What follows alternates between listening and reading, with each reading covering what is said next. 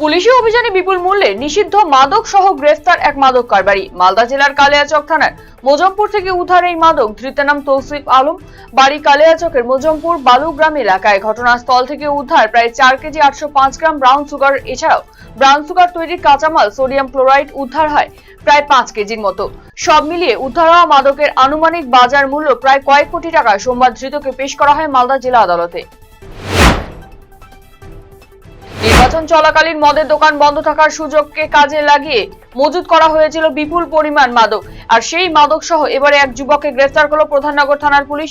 শিলিগুড়ি ধরমনগর এলাকায় অভিযান চালিয়ে আয়ুষ কাহার নামের ওই ব্যক্তিকে গ্রেফতার করা হয়েছে। গোপন সূত্রে খবর পেয়ে প্রধাননগর থানার পুলিশ আয়ুষের বাড়িতে হানা দেয় এবং লক্ষাধিক টাকার মদ উদ্ধার করে। ধৃতকে সোমবার শিলিগুড়ি মহকুমা আদালতে পেশ করে পুলিশ। উনুনে রান্না করতে গিয়ে অগ্নিদগ্ধ হয়ে মৃত্যু হলো এক গৃহবধূর। ঘটনায় শোকের আবহ ছড়িয়েছে মৃতার পরিবার সহ প্রতিবেশীদের মধ্যে। মৃতার নাম সুমিত্রা বসাক, বাড়ি কালিয়াগঞ্জ থানার বোচাডাঙ্গা গ্রাম পঞ্চায়েতের কুজিয়া গ্রামে। তড়িঘড়ি তাকে কালিয়াগঞ্জ স্টেট জেনারেল হাসপাতালে আনা হলে সেখান থেকে তাকে স্থানান্তরিত করা হয় রায়গঞ্জ মেডিকেল কলেজ ও হাসপাতালে। সোমবার ভোরে হাসপাতালে মৃত্যু হয় তার।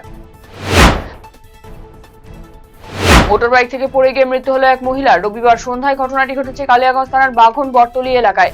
মৃতার নাম নিহার বেগম, বাড়ি কালিয়াগঞ্জের ভান্ডার গ্রাম পঞ্চায়েতের চাঁদবাড়ি মির্জাপুর এলাকায়।